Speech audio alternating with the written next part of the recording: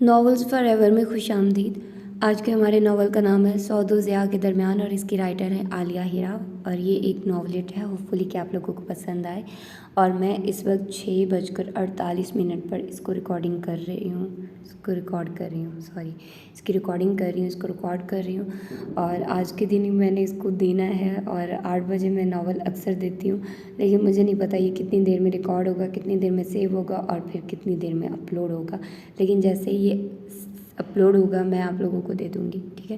کیونکہ آج کے دن میں نے کوئی ناول ریکارڈ ہی نہیں کیا تھا، تو جلدی سے سٹارٹ کرتے ہیں اس ناولٹ کو بغیر کسی دیر کے۔ بیگم سخت ناہنجار، نالائق اور احمق اولاد ہے میری۔ یہ صرف اپنا وقت برباد کر رہے ہیں، انہیں اپنے مستقبل سے متعلق دلچسپی نہیں ہے۔ سو لیا، کھا لیا، اچھے کپڑے پہن کر باہر نکل گئے روب ڈالنے کے لیے۔ انتہائی غصے میں وقار صاحب کمرے میں ادھر سے ادھر ٹہلتے ہوئے سارا غصہ اپنی بیگم مہر النساء پر نکال رہے تھے۔ اور یہ تو ہوتا ہی آیا ہے کہ شوہروں کے غصے کا نشانہ بیویاں بنتی ہیں۔ نہ جانے کب عقل آئے گی عثمان کو، اتنا بڑا ہو گیا مگر۔ انہوں نے انتہائی تعصب و ملال سے سوچا، لکھ لیں بیگم، آپ کچھ نہیں کریں گے آپ کے برخوردار، ہم کمائیں گے اور یہ کھائیں گے۔ غضب خدا کا جوانی کے دن، اور یوں بے فکری گویا تفریحات کے دن ہو۔ وقار صاحب کا غصہ کسی طور ٹھنڈا ہوتا دکھائی نہیں دے رہا تھا۔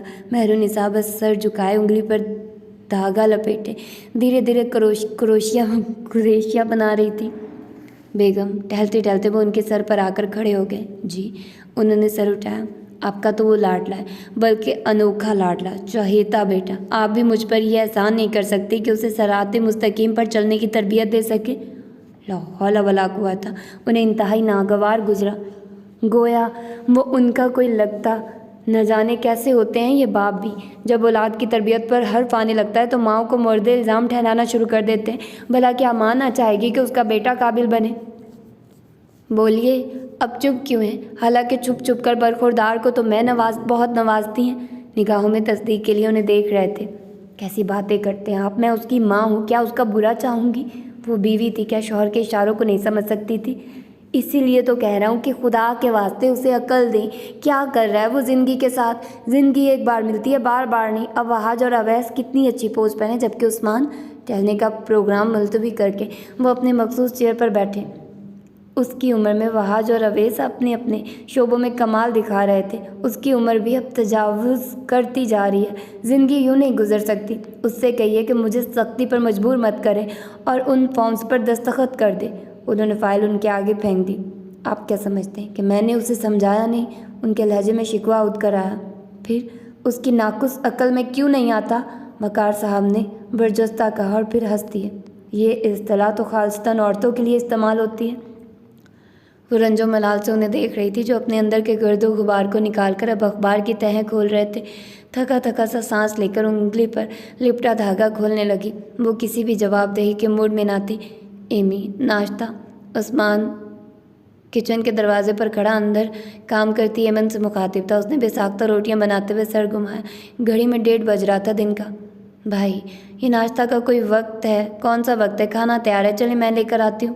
آخری روٹی توے پر ڈال کر وہ چیزیں سمیٹنے لگی۔ اخبار پر بکھرا آٹا ڈبے میں ڈالا۔ ناشتے کے بعد کھانا ہوتا ہے، جانتی ہو کہ میرے ناشتے کا وقت ہے؟ عثمان کو غصہ چڑھ گیا۔ جلدی کرو، مجھے دیر ہو رہی ہے۔ کیوں؟ آپ کو کسی محاذ پر جانا ہے؟ زندگی تو خود ایک محاذ ہے، اس کے دائرۂ اثار سے نکل کر کہاں جانا ہے؟ کبھی اس محاذ کو فتح کرنے کی بات بھی کر لیا کریں۔ فتح؟ اس نے تحیر سے اسے دیکھا اور پھر بے ساختہ کھلکھلا کر ہنس دیا۔ بی بی، فتح قسمت سے ملتی ہے، اچانک یوں چٹکی بجائی۔ اچھا، چائے کے لیے پانی لیتی؟ ایمن نے بے اختیار ہنس دی۔ چٹکیوں کی کامیابی اکثر منٹوں میں اڑ جاتی ہے۔ یوں اس نے چٹکی ہوا میں اچھالی۔ جہاں تم جیسے بدفعال نکالنے والے ہوں گے وہاں یوں ہی خواری ہوگی۔ اس نے پلٹ کر ڈائننگ ٹیبل کی مخصوص چیئر سنبھال لی۔ جی نہیں، اپنی اپنی سوچ کی بات ہے، میں بد دعا نہیں دے رہی۔ عقل مند ہوش کے ناخن لیتے ہیں میری باتیں سن کر۔ وہ چائے میں دودھ ڈال کر سلائس گرم کرنے لگی۔ پراٹھا بنا دوں؟ عثمان نے اخبار سیدھا کیا۔ افسوس صد افسوس، آٹا ختم ہو چکا ہے، گندھا ہوا۔ وہ بے ساختہ مسکرائی۔ اور فی الحال میرا دوبارہ مشقت کرنے کا کوئی ارادہ نہیں، اس لیے پلیز اسی ناشتے پر اکتفا کریں۔ اور اگر ہوتے ابھی وہاج بھائی اور اویس تو حکم کی تعمیل فوراً ہوتی، اور اگر آٹا ختم بھی ہو چکا ہوتا تو مجھے وہ دوڑا دیا جاتا۔ وہ اخبار پر نگاہ جمائے بول رہا تھا۔ ایمی نگاہ گھما کر اسے دیکھنے لگی۔ ایمن نے گہرا سانس لے کر ٹرے میں تمام چیزیں لی اور لے جا کر اس کے سامنے رکھ دی۔ آپ کے لیے بھی یہ ہو سکتا ہے بھائی، اس کا لہجہ سنجیدہ تھا۔ اگر میں اپنا فیصلہ درست کر لوں تو۔ وہ ٹرے اپنے سامنے کھسکا کر مسکرایا۔ کتنی عجیب بات ہے ایمی، اس نے مسکراتے ہوئے ٹرے اپنے آگے کی اور چائے کا گھونٹ بھرا۔ ایمن چیئر پر بیٹھ گئی۔ ہم لوگوں کو مراحت بھی ان کے اسٹیٹس کے حوالے سے دیتے ہیں، حالانکہ دیکھا جائے تو ہم تینوں بھائی ایک باپ کی اولاد، ایک ماں کا خون ہے، مگر اس کے لہجے میں تعصب و ملال تھا۔ کبھی کبھی مجھے لگتا ہے بھائی، ایمن کو سوچ کر دھیرے سے مسکرائی، جیسے آپ کو امی نے کہیں سے لیا ہو۔ استغفر اللہ، یہ کیسے سوچا تم نے؟ عثمان کو اس کی دماغی حالت پر شک گزرا۔ سوچنے کی گستاخی تو نہیں کی، بس ذرا تجزیہ کیا ہے۔ سوچ، عادت، منفی نقطۂ نظر، شخصیت ہر لحاظ سے وحاش بھائی اور اویس بھائی سے مختلف ہے۔ آپ کو تو یہ بھی نہیں معلوم کہ آپ نے آگے کیا کرنا ہے۔ بس، عثمان ناشتہ کرنے لگا۔ آ گئی لائن پہ؟ اس کے کچھ کہنے سے پہلے ہی عثمان نے ٹرے کھسکا دی۔ اتنا گرم ناشتہ کروانے کا شکریہ، اور خود ہاتھ دھونے سنک کی جانب بڑھ گیا، اور وہ اپنے خوبصورت اونچے لمبے قداور بھائی کو دیکھتی رہ گئی، جو جانے کیا سوچے بیٹھا تھا۔ وقار صاحب اندر آ رہے تھے اور وہ نکل رہا تھا۔ السلام علیکم، اس نے آہستہ سے سلام کیا۔ وعلیکم السلام، کدھر کے ارادے ہیں برخوردار؟ انہوں نے چشمہ اتار کر اسے دیکھا۔ کہیں نہیں، بس ذرا لائبریری تک جا رہا ہوں۔ کیا کر رہے ہو آج کل؟ انہوں نے اگلا سوال داغا۔ فائنل کے ایگزام کی تیاری کر رہا ہوں۔ انہوں نے سر سے لے کر پاؤں تک گھورا۔ ان کی بہت لمبی اور معنی خیز تھی۔ آج کل وہ ایم صحافت کر رہا تھا۔ پھر کیا ارادے ہیں؟ ابھی میں نے کچھ سوچا نہیں۔ چل گیا وہ باپ کے سوال پر۔ کچھ سوچو میاں، وقت نکل گیا تو بہت پچھتاؤ گے۔ جی، اس نے مؤدبانہ سر جھکا لیا۔ کب تک فارغ ہوگے؟ کچھ کہہ نہیں سکتا، 2-3 ماہ لگیں گے۔ اس کی نگاہ جھکی ہوئی تھی۔ اختر صاحب سے میں نے تمہارے لیے بات کی ہے، چلے جانا وہاں، وہ سرسری انداز میں کہہ کر آگے بڑھ گیا اور وہ سلگ کر رہ گیا۔ اور تو کہیں بس نہ چلا، دروازہ زور سے بند کرتا باہر چلا گیا۔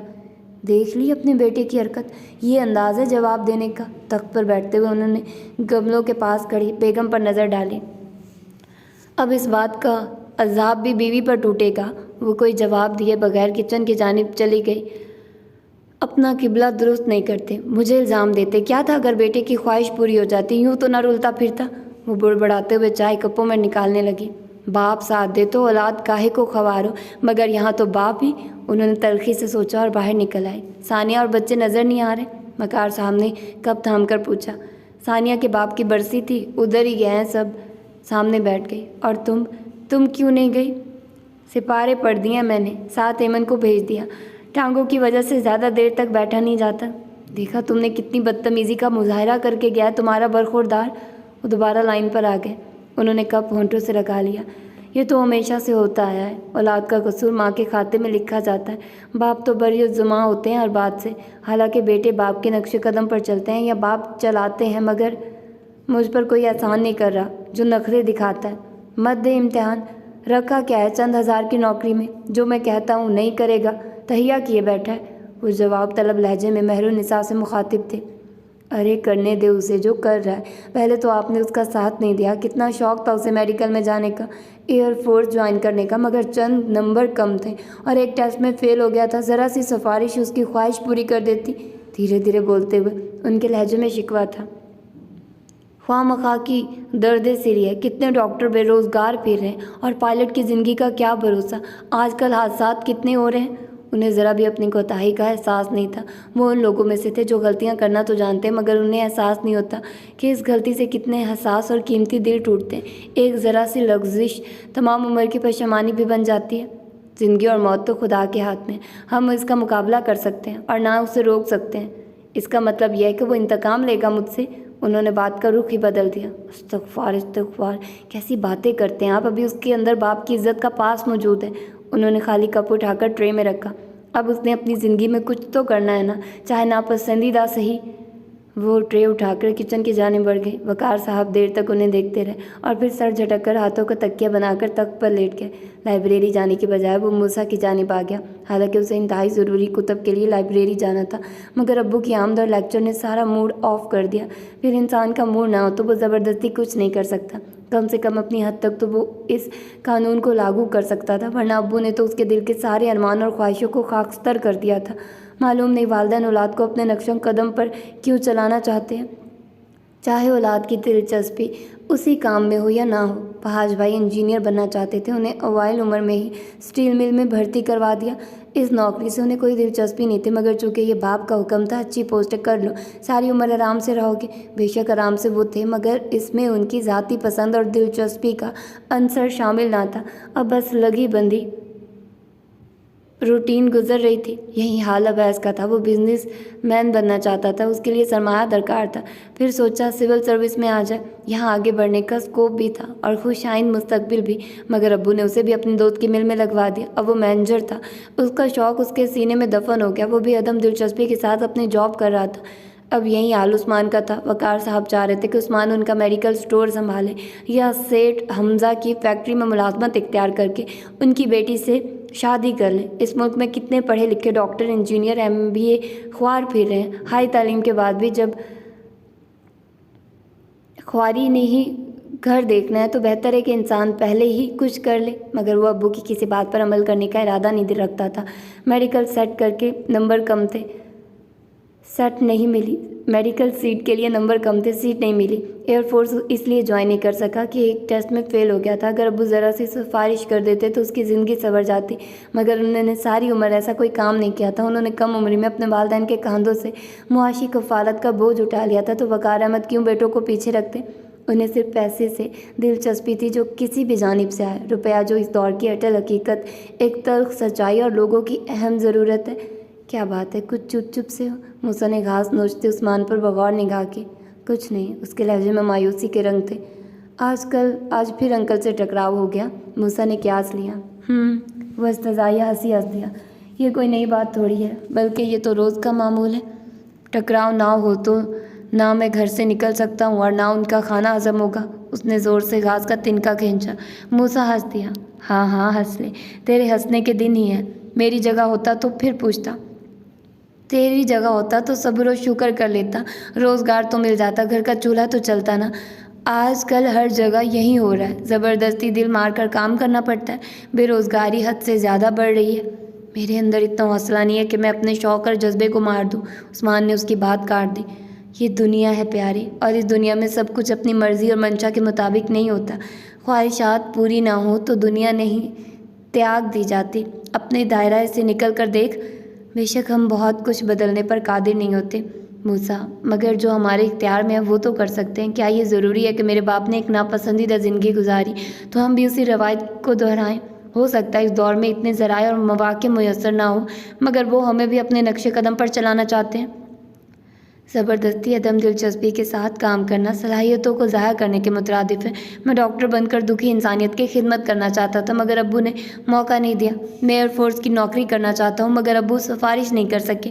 میں کس طرح سے اب میڈیکل سٹور پر بیٹھ جاؤں یا پھر ابو کے دوست کی لیدر جیکٹوں کی فیکٹری میں نگران مقرر ہو جاؤں؟ یہ ظلم و زیادتی نہیں ہے، میری صلاحیتوں کا ضیاع نہیں ہے، مگر جو بات ابو کو سوچنی چاہیے وہ نہیں سوچ رہے۔ موسیٰ نے نگاہ اٹھا کر عثمان کو دیکھا اور گہرا سانس لے کر ارد گرد دیکھنے لگا۔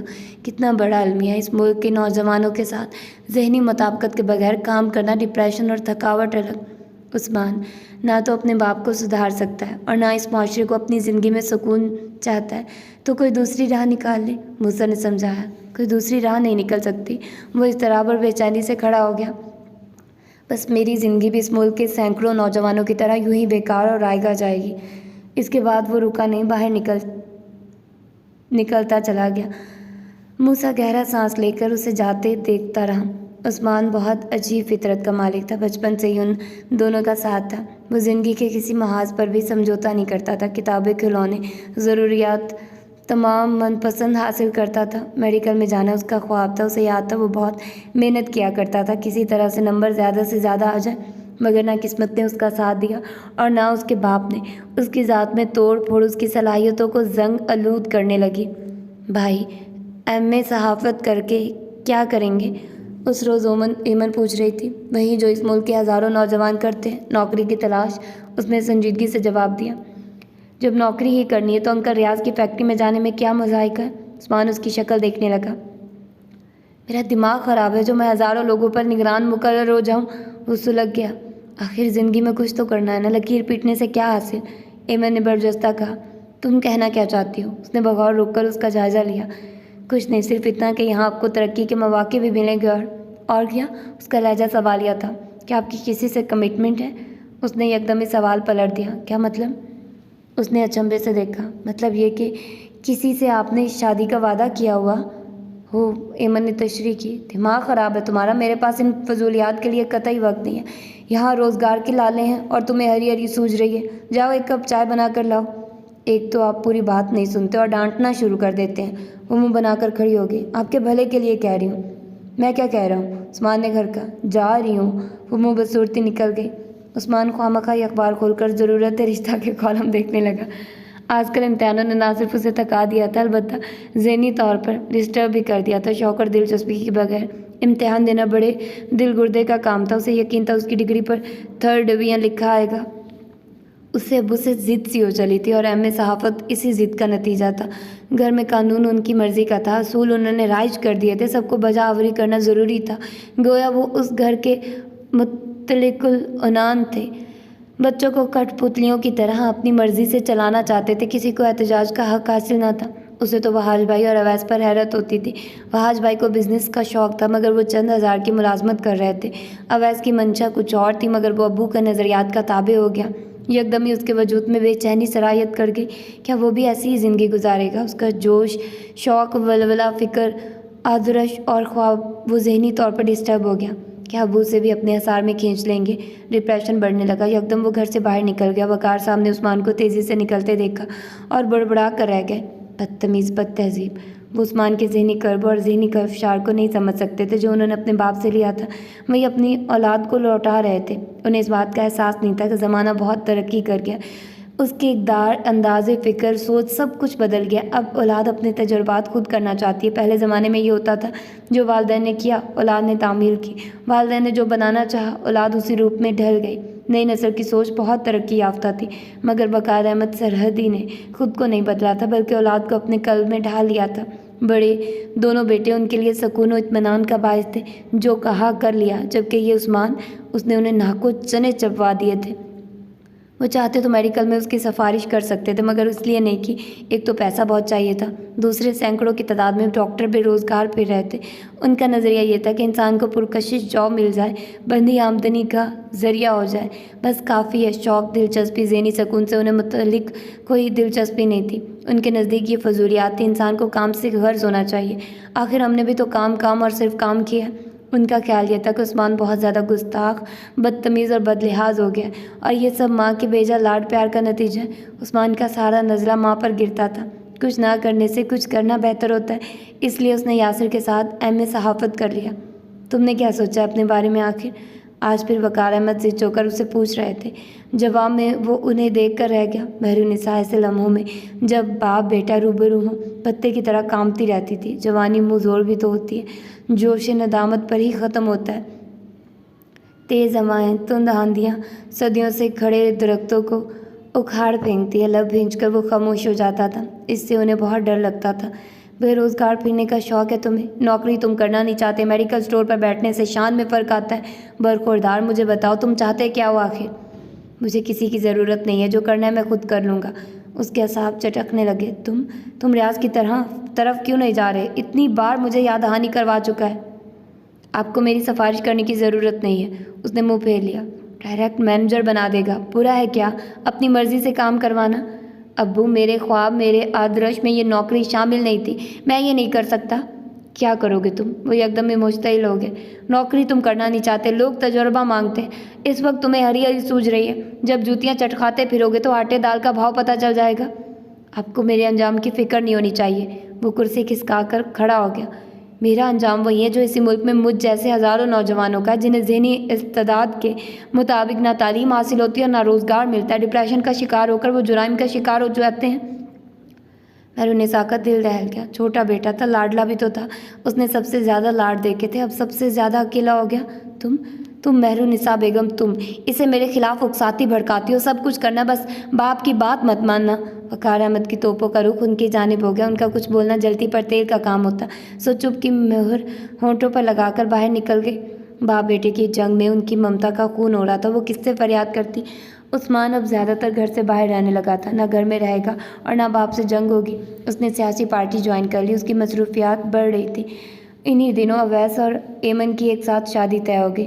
اویس کا رشتہ بھی انہوں نے اپنی مرضی سے طے کیا تھا، شاید اویس کی رائے بھی نہ لی تھی۔ عثمان سلگ رہا تھا، کیا فائدہ ایسی تعلیم کا کہ انسان احتجاج بھی نہ کر سکے۔ وہ اویس کے سامنے آ گیا۔ جہاں چندمائی ہو احتجاج وہاں ہوتا ہے۔ ہمارے باپ نے ہمیشہ اپنی منمانی کی، ہمیں بولنے کا حق کب دیا؟ اویس نے سر اٹھا کر تاروں بھرے آسمان کو دیکھا۔ انسان کی اپنی پسند کوئی سوچ ہوتی ہے، کیا تمہاری کوئی مرضی نہیں تھی؟ اس نے سر گھما کر اویس کو دیکھا۔ میری مرضی؟ ہاں۔ ایک استضائی ہنسی نے ہونٹوں کو چھو لیا۔ ابو کی نگاہ میں دولت کی اہمیت ہے، غریب لوگ ان کی نگاہ میں جچتے نہیں ہیں، پھر وہ کیسے رسائی پا سکتی تھی؟ اوہ، عثمان کو دھچکا سا لگا۔ اویس، احتجاج انکار کا حق تو تمہارے پاس تھا نا؟ نہیں، انہوں نے میرے پاس کچھ نہیں رہنے دیا۔ شدت ضبط سے اس کی آنکھیں سرخ ہونے لگی۔ شادی تو خوشی کا نام ہے، ذہنی سکون کا، اطمینان قلب کا، نگاہوں کی ٹھنڈک کا، مگر یہاں بے چینی کے گھنگرو اس کے پیروں سے لپٹنے لگے۔ وہ یکدم اٹھا اور باہر نکل گیا۔ حزن و ملال کا زرد رنگ خزاں کی طرح چاروں طرف پھیل گیا۔ شادی ایک بار ہوتی ہے اویس، تم سٹینڈ لے لو، نہیں تو ہمارے پاس کچھ نہیں بچے گا۔ آنسوں میں بھیگی ہوئی سرگوشیاں اطراف میں گونجنے لگیں۔ نہیں سارا، میں کوئی سٹینڈ نہیں لے سکتا۔ میں تمہارے بغیر تو رہ سکتا ہوں، مگر تمہیں ہر لمحے مرتا نہیں دیکھ سکتا۔ میں اپنے ابو کی عادت اور نیچر بہت اچھی طرح سے جانتا ہوں۔ انہیں جو چیز پسند نہیں ہوتی یا ان کے دل سے اتر جاتی ہے، اپنے کاٹ دار لہجے سے اسے مسلسل کاٹتے رہتے ہیں اور کوئی احتجاج بھی نہیں کر سکتا۔ اس کا لہجہ دھواں دھواں تھا۔ میں تمہاری خاطر سہ لوں گی اویس۔ اس کا لہجہ عاجزانہ تھا۔ نہیں سارا، میں اتنا ظالم ہرگز نہیں ہوں۔ جس کی خاطر میں لڑ نہیں سکتا، اس سے میں ظلم کی چکی میں یوں پسوا دوں؟ اویس، میں اپنے رویے سے، اپنی باتوں سے، اپنے اخلاق سے انہیں سمجھا لوں گی۔ آخر کوئی کب تک اس طرح کی زندگی گزار سکتا؟ من پسند زندگی گزارنے کا حق تو سب کو ہے نا؟ پھر محبتوں کے دریا سب کے آگے بند باندھ دیتے ہیں۔ اس کے پاس بہت دلیلیں تھیں، مگر اویس بھی اپنے باپ کے خیالات اور حالات جانتا تھا۔ وہ کس طرح اسے بے موت مار دیتا؟ سارا، تند و تیز سمندری لہریں ہر چیز اپنے ساتھ لے جاتی ہیں۔ ان کا کوئی کنارہ نہیں ہوتا، آتی ہیں اور چلی جاتی ہیں۔ ساحل بھی ان کا نہیں ہوتا۔ تم یہ کہو کہ تم خود ہی کمزور ہو۔ اس کے اشک بہہ نکلے۔ بالکل، عام روایتی سے لڑکوں کی طرح جو محبت کا کھیل کھیلتے ہیں۔ میں تمہیں کبھی معاف نہیں کروں گی۔ وہ مڑی اور تیزی سے باہر نکل گئی۔ اویس، اس کا ضمیر ملامت کرنے لگا، تم ہی سٹینڈ لے لیتے، باپ کے آگے جھک کر لیتے، زندگی سہل ہو جاتی۔ زندگی سے من پسند چیزوں کو نکال دیا جائے تو پیچھے کیا رہ جاتا ہے؟ محض ضیاع کا احساس، اور اس احساس کے سائے میں باقی زندگی گزارنی تھی۔ معلوم نہیں کیسے ہوتے ہیں وہ لوگ جو زندگی سے اپنے ہونے کا احساس مانگتے ہیں اور خوشیوں کا خراج وصول کرتے ہیں۔ اس نے تھکے تھکے انداز میں آنکھیں موند لی۔ کتنے آنسو آنکھوں میں آ کر ٹھہر گئے۔ پھپھو فاطمہ نے سنا تو بھاگی چلی آئی۔ بھابھی، وقار بھائی نے یہ کیا کیا؟ ایمن پر پہلا حق خاندان والوں کا تھا، پھر میں نے تو بات بھی ڈال دی تھی۔ بھائی نے عہد شکنی کیوں کی؟ مہرالنساء نے نگاہ اٹھا کر نند کو دیکھا۔ فاطمہ، وہ تو ہمیشہ ہی منمانی کرتے ہیں، تم خود ہی ان سے جواب لے لو۔ مجھے تو انہوں نے کبھی کچھ سمجھا ہی نہیں۔ وہ صرف اپنے دل کی کرتے اور اپنے دماغ سے سوچتے ہیں۔ میں تو ان سے خوب لڑوں گی۔ انہوں نے ایمن کا رشتہ باہر دیا ہی کیوں؟ میرے بیٹے میں کیا برائی، کیا خرابی تھی؟ آخر ماشاءاللہ پڑھا لکھا، برسر روزگار ہے، کیا نقص نکال لیا انہوں نے؟ فاطمہ پھپھو سخت غصہ میں بول رہی تھی جب عثمان اندر آیا۔ باہر لان میں بیٹھی ایمن گمسم سی سب کچھ سن رہی تھی۔ اس کے گرد خزاں رسیدہ ہوائیں چل رہی تھی۔ جب سے پھپھو سرسری سے لہجے میں بات کر کے گئی تھی، اس کے اندر رنگ برنگے پھول مہکنے لگے تھے۔ ابو پھپھو کو انکار کیسے کر سکتے؟ ایمن کو یقین تھا وہ ان پھولوں کے مہکاتی خوشبو سے مسحور ہوتی گئی، اور اب اس نے سر اٹھا کر چار اطراف دیکھا۔ رنگ برنگے تازہ پھول پتے بھی زر سہمے ہوئے لگے۔ کاش ابو مان جائیں۔ صرف دل سے دعا نکلی۔ نقص تو نہیں نکالا؟ ہاں، نقص امن کا خطرہ ضرور ہوگا۔ عثمان ان کے سامنے بیٹھ گیا۔ عثمان، مہرالنساء نے گھر کا کہنے دیں امی، کون سا ابو گھر پر ہے؟ سن بھی لیں گے تو کیا ہوگا؟ انہیں کیا فرق پڑے گا؟ کریں گے تو وہی جو ان کا دل چاہے گا۔ کیوں؟ وہ بے چارگی سے نند اور بیٹے کو دیکھ کر رہ گئی۔ کیسی کیسی آزمائشیں ان کے حصے میں آئی تھی۔ میں ساری عمر وقار بھائی سے بات نہیں کروں گی، پھپھو نے دھمکی دی۔ خون کے رشتے بھلا چھوٹ سکتے ہیں یوں؟ مہرالنساء نے ہاتھ تھام لیا۔ آپ اپنے بھائی کی عادت سے واقف ہیں، وہ کب کسی کے سمجھائے میں آتے، وہ تو بس اپنی ہی چلانا جانتے ہیں۔ بھائی کو خاندان میں لڑکیاں بھی نظر نہیں آئی آپا تو اویس کے لیے باقاعدہ آس لگا کر بیٹھی ہیں۔ حیات بھائی بھی اپنی بیٹی کے لیے منتظر ہیں۔ وقار بھائی نے کیا کیا؟ انسان کو اتنا فخر و غرور میں مبتلا نہ ہونا چاہیے۔ انہوں نے خفقی سے انہیں دیکھا۔ دکھ تو انہیں بھی تھا۔ زرنا بہت پیاری بچی تھی۔ حرمت کے چہرے پر کتنی معصومیت تھی، سیدھی سادھی گھریلو سی لڑکی، مگر اوکھلی میں سر کون دے۔ وقار احمد کو چھیڑنا ہی بھیڑوں کے چھتے میں ہار ڈالنے کے مترادف تھا۔ وہ کسی کے بھی نہیں تھے، بس اپنی مرضی کے تھے۔ پھپھو، میں آپ کے ساتھ ہوں، اگر آپ ابو سے لڑنا چاہیں تو، عثمان نے فراغ دلانا آفر کی۔ بھائی یہ کس کے ساتھ لڑائی میں ساتھ دیا جا رہا ہے؟ وقار احمد اندر آ گیا۔ عثمان سنجیدہ ہو گیا۔ مہرالنساء کپ سمیٹ کر باہر نکلنے لگی۔ فاطمہ پھپھو خفگی سے انہیں دیکھنے لگی۔ میرے بیٹے میں کیا برائی تھی جو آپ نے ایمن کو غیروں میں دے دیا؟ ارے بہت اچھا لڑکا ہے، تم دیکھو گی تو خوش ہو جاؤ گی۔ شکوے کا ان پر ذرا اثر نہ ہوا۔ آپ میری خوشیوں کا خیال رکھتے تو میں خوش ہوتی، کیا فائدہ ایسی خوشی کا کہ بہن؟ ان کا لہجہ اب دیدہ ہو گیا۔ میرے بچے کا دل ٹوٹ جائے گا بھائی، پہلے میرا حق ہے، ایمن مجھے بہت عزیز ہے۔ انہوں نے دامن پھیلا دیا۔ ہمیں شرمندہ مت کرو فاطمہ، ہم تاریخ دے چکے ہیں، مگر پہلے وعدہ تو آپ نے میرے ساتھ کیا تھا، آپ کیسے اپنے وعدے سے مکر سکتے ہیں؟ میں ساری زندگی بات نہیں کروں گی۔ وہ باقاعدہ رونے لگی۔ بے وقوفی کی باتیں مت کرو، یہ سب قسمت کا کھیل ہے، ایک چیز تمہاری قسمت میں نہیں تھی، تمہیں نہیں ملی۔ ماشاءاللہ عبداللہ اچھا بچہ ہے، اس کے لیے لڑکیوں کی کیا کمی؟ انہوں نے سگریٹ سلگاتے ہوئے تسلی دی۔ فاطمہ نے دوپٹے سے آنکھیں صاف کی۔ جو مجھے پسند تھی وہی نہیں ملی تو پھر کوئی بھی لڑکی ہو، ساری عمر مجھے آپ سے شکایت رہے گی۔ نہیں آؤں گی اب آپ کے گھر۔ وہ اٹھ کر باہر نکل گئی۔ فاطمہ، فاطمہ، وقار صاحب نے پیچھے سے آواز ضرور دی مگر آگے بڑھ کر روکا نہیں۔ عثمان نے ایک نگاہ باپ پر ڈال کر باہر نکل گیا۔ رات وہ خود باپ کے روبرو تھا۔ ابو آپ کو پھپھو کی بات مان لینی چاہیے، انہیں ناراض نہیں کرنا چاہیے۔ برخوردار، انہوں نے سر سے پاؤں تک اسے دیکھا۔ تم فیصلہ کرنے والے کون ہوتے ہو؟ میں فیصلہ کر چکا ہوں۔ ان کا لہجہ حتمی تھا۔ ابو، پھپھو ناراض ہے، بہت مان ہے انہیں آپ پر۔ میں ایک 4,500 ماہوار کے ملازم کو کیسے بیٹی دے دوں؟ ان پیسوں سے کیا ہوتا ہے آج کل، اور تم جانتے ہو مہنگائی کس قدر ہو رہی ہے۔ جہاں باہمی رضامندی ہو، خوشی ہو ابو، وہاں سب کچھ ہو جاتا ہے۔ محض پیسہ ہی کسی کے اچھے مستقبل کی ضمانت نہیں ہوتا، اس نے مضبوط لہجے میں کہا۔ اچھا؟ وقار صاحب نے تن سے اسے دیکھا۔ اب تم اتنے بڑے ہو گئے ہو کہ فیصلوں میں رد و بدل کر سکو؟ ایک اچھے فیصلے کے لیے سب بول سکتے ہیں ابو، کیا ہمیں بولنے کا اختیار نہیں ہے؟ پھر پھپھو کا حق پہلے بنتا تھا، انہوں نے ایمن کا رشتہ پہلے مانگا تھا۔ وہ رگڑ لہجے میں بات کر رہا تھا۔ اس کی ممکنہ حد تک کوشش تھی کہ وہ کسی گستاخی کا مرتکب نہ ہو۔ مہرالنساء سراسمگی کی حالت میں باپ بیٹے کو روبرو دیکھ رہی تھی۔ برخوردار، یہ میرے بچے ہیں، میں بہتر سمجھتا ہوں کہ ان کے لیے کیا مناسب اور کیا نہیں۔ پہلے تم خود کو تو درست کر لو کہ تم کیا کر رہے ہو۔ انہوں نے ٹکا سا جواب دے کر بدلحاظی سے اس کا منہ بند کر دیا۔ وہ مٹھیاں بھینچ کر انہیں دیکھتا رہا اور پھر باہر نکل گیا۔ بھائی ریمن خوفزدہ سی کھڑی تھی اس کے پیچھے۔ انیلا بھابھی، بھابھی کیوں خود کو خوار کرتے ہو؟ بھائی فضول باتوں میں، کیا ابو کی عادت نہیں جانتے؟ وہ بھری ہوئی آنکھوں کے ساتھ قریب آ گئی۔ ایمن، اس نے زیر لب کہہ کر اسے حسرت سے دیکھا اور باہر نکل گیا۔ ایمن دکھ اور اذیت سے عثمان کو جاتے دیکھتی رہی۔ وہ اس محاذ پر لڑ رہا تھا جہاں پر فتح ممکن ہی نہیں تھی، اور پھر وہی ہوا جو انہوں نے سوچ رکھا تھا اور کرنا تھا۔ شازیہ دلہن بن کر اویس کے ساتھ آ گئی اور ایمن ودا ہو کر سیٹھ دانے والے کے بیٹے آصف کے ساتھ چلی گئی۔ بوجھے دل سے عثمان بھی شریک محفل رہا۔ اس نے کسی کام کو ہاتھ نہیں لگا اور آتے جاتے ابو کی طنزیہ باتیں سنتا رہا۔ نہ جانے یہ باپ کا کون سا روپ ہوتا ہے، صرف اپنے لیے سوچنا، اپنے لیے محسوس کرنا، اپنی ذات کی نگہبانی کرنا۔ پھپھو فاطمہ اس شادی میں شریک نہیں ہوئی تھی اور اسی بات کا خدشہ تھا۔ ان کے گھر کا کوئی فرد نہیں آیا، غزال بھی نہیں، اور وہ غزال کے بارے میں کتنے اچھے خیالات اور خوبصورت احساسات کو زبان دینے کے لیے اچھے وقت کے منتظر تھا۔ اس کی یاد اسے بے چین و بے قرار کر گئی۔ بھائی کی اتنی بڑی زیادتی کو پھپھو کیوں کر معاف کر سکتی ہیں؟ عثمان جانتا تھا وہ کسی صورت بھی غزال کا رشتہ نہیں دیتی۔ غزال جس کے لیے اب اس کے دل کا ایک گوشہ مہکنے لگا تھا، کسی بھی رنگ و بو سے خالی عزیز تب بس یوں ہی گزر رہی تھی۔ کہیں پرائیویٹ اس کے پاس نوکری بھی نہیں مل رہی تھی، تجربہ مانگتے تو اس کے پاس صرف بے روزگار پھرنے کا تجربہ تھا۔ اس نے اپنے دوست کے اخبار کو جوائن کر لیا، بس مصروفیت کا بہانہ بن گیا، کوئی خاطر خواہ آمدنی نہیں ہوئی تھی۔ آج کل وہ خود بھی اپنی زندگی سے بیزار تھا، اس کی مصروفیات گھر سے باہر زیادہ تھی۔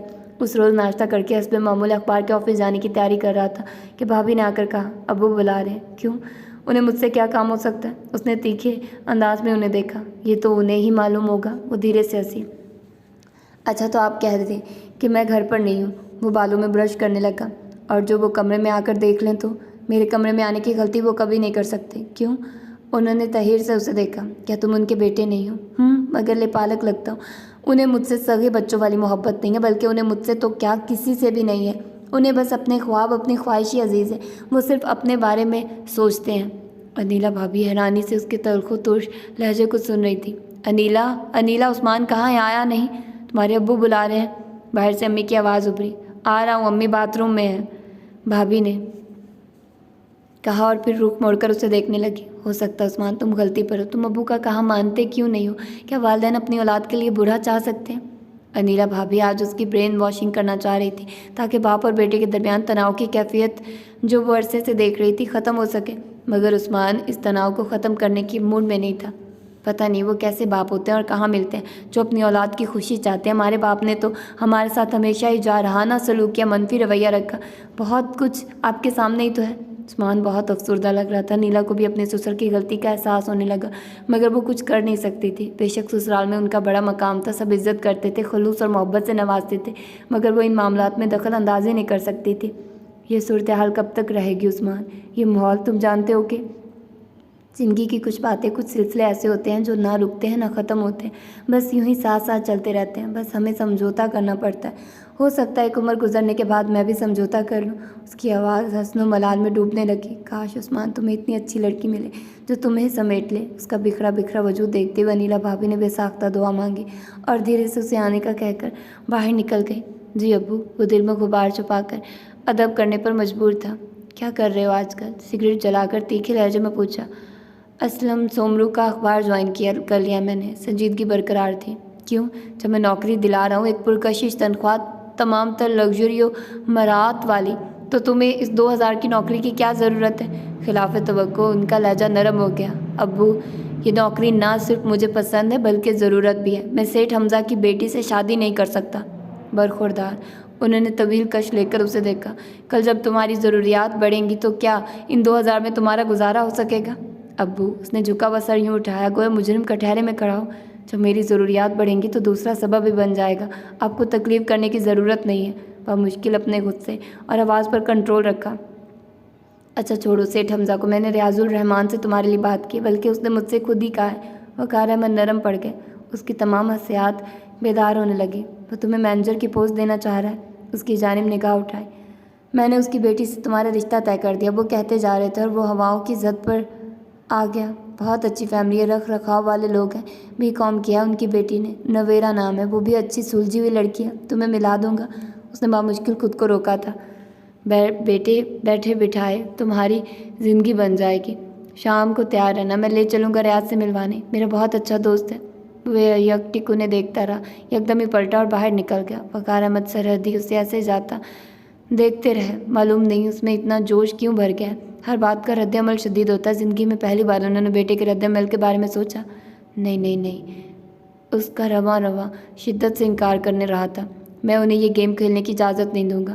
اولاد کو انہوں نے پالتو جانور سمجھ لیا، جب چاہ اپنی مرضی سے چلا لیا، جدھر کو چاہا ہانک لیا۔ ہمارے احساسات کوئی معنی نہیں رکھتے ان کے لیے۔ شدت سے جذبات سے مٹھیاں بھینچتا وہ ادھر سے ادھر ٹہل رہا تھا اور بڑبڑا رہا تھا۔ میرونیسا اندر آگی ماں تھی، بیٹے کی اندرونی خلفشار کو جانتی تھی۔ اس وقت اسے مسائی کی ضرورت تھی۔ امی امی، انہیں دیکھتے ہوئے چلا اٹھا۔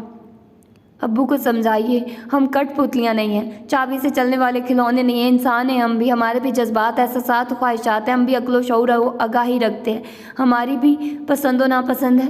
وہ کہتا چلا گیا۔ اس کا انداز مہرونسا کی آنکھیں بھگو گیا۔ اگر انہوں نے اپنی مرضی کرنی تھی تو ہمیں شعور کی دنیا کیوں دکھائی تھی؟ کیا ہم لوگ زندگی اپنی پسند اور اپنے معیار کے مطابق نہیں گزار سکتے؟ کیوں وہ یہ زیادتی کرتے ہیں؟ مجھے انکار ہے، 100 دفعہ انکار ہے، کہہ دیجیے گا اس ظالم انسان سے۔ آج پہلی بار وہ بدتمیزی پر اتر آیا تھا۔ یکدم بیگ اٹھایا اور باہر نکل گیا۔ میرونیسا بار آنکھوں سے اسے جاتے دیکھتی رہی۔ وہ ماں تھی مگر ان کے اختیار میں کچھ بھی نہیں تھا۔ اسے کیوں انکار ہے؟